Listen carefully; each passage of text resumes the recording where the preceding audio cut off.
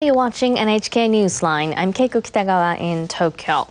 Chinese state-run media are reporting that North Korea's leader Kim Jong-un is visiting China for 2 days. Kim is expected to meet with Chinese President Xi Jinping to fill him in on all the details from last week's U.S.-North Korea summit. A North Korean transport plane landed in Beijing on Tuesday morning and unloaded Kim's private limousine. Kim's plane landed next. His motorcade took off, led by Chinese police. It headed to a guest house in central Beijing. This marks Kim's third visit to China to meet with Xi. The two previously met in March and May. Let's bring in Aiko Doden from our Aeon Asia desk for more. Aiko, this visit comes 1 week after Kim met U.S. President Donald Trump in Singapore. What do you make of the timing? Right. Keiko, China is, of course, the North's key ally.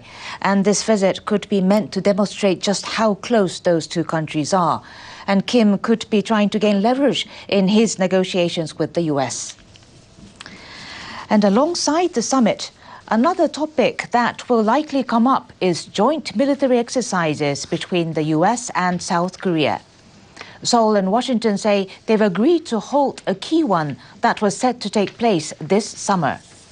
Trump had promised to put an end to what he described as war games with the South after last week's summit. The exercise is called Ulchi Freedom Guardian and was scheduled for August. Tens of thousands of troops from both countries practice using computerized military simulations in an effort to enhance readiness on the Korean peninsula. The exercise has been conducted annually for decades. Last week, Donald Trump surprised many with his announcement to suspend joint drills, which he said were expensive and provocative. The White House says it's following through on that promise.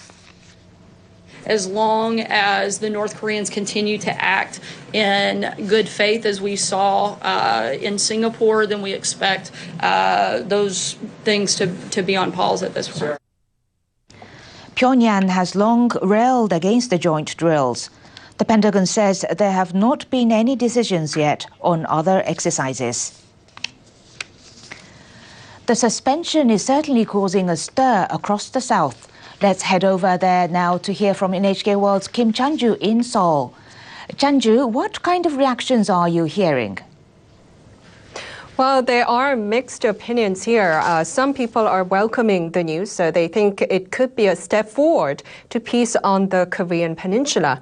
One South Korean expert told me it's symbolic and could lower tensions here. President Moon Jae-in stressed the importance of transforming what has been a hostile inter-Korean relationship into a friendlier one. Moon enjoys a high support rate from South Koreans. The government says the decision was made to maintain the momentum of talks, but it's also trying to reassure people that they will be safe. 한미연합방위에서는 조금의 차질도 없이 South Korea and the U.S. forces continue to be ready to defend themselves. We hope the decision to suspend the drill will draw a favorable reaction from the North. But there are some who don't believe the government's reassurances.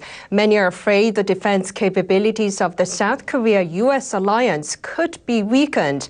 And some are even worried that the latest suspension could eventually lead to the withdrawal of U.S. forces altogether. One expert says the suspension may be too early because since the summit, the North hasn't made any steps to denuclearize the country. And Chanju, let's go back to Kim Jong-un's visit to China. He's been very active lately in building foreign relations. Now, what do you think is behind his multiple trips to China in recent months? Well, adding to what you've mentioned, I want to point out that North Korea has apparently restored its relationship with China. It had soured over recent years, especially with Pyongyang's continued nuclear and missile tests. During the Singapore summit, both leaders discussed denuclearization and security guarantees for the North. And that matters a lot to Beijing because China and North Korea sit side by side. One expert told me Kim seems to be trying to strike a balance between the U.S. and China. He says Kim wants Beijing to back his regime, and he thinks Pyongyang can extract a more cooperative stance from China by getting closer to the U.S.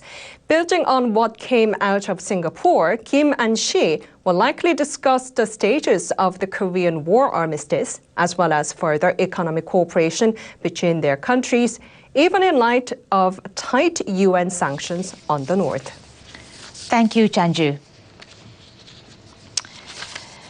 The U.S. Secretary of State says he will likely head back to North Korea soon to continue negotiations about Pyongyang's denuclearization. Mike Pompeo has met North Korea's leader 3 times this year, most recently at last week's Singapore summit. He says there is a lot of work ahead with Kim Jong-un. He has made very clear his commitment to fully denuclearize his country. That's everything, right? It's not just the weapon systems, it's everything. In return for that, the President has committed to making sure that we alter the armistice agreement, provide the security assurances that Chairman Kim needs. Hostilities in the Korean War ended with an armistice in 1953, but no peace treaty was ever signed. Kim committed to the complete denuclearization of the Korean Peninsula in a joint statement after last week's summit.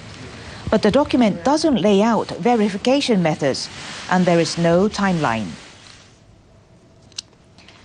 North Korea is reportedly planning to resume a large-scale spectacle known as the mass games for the first time in 5 years.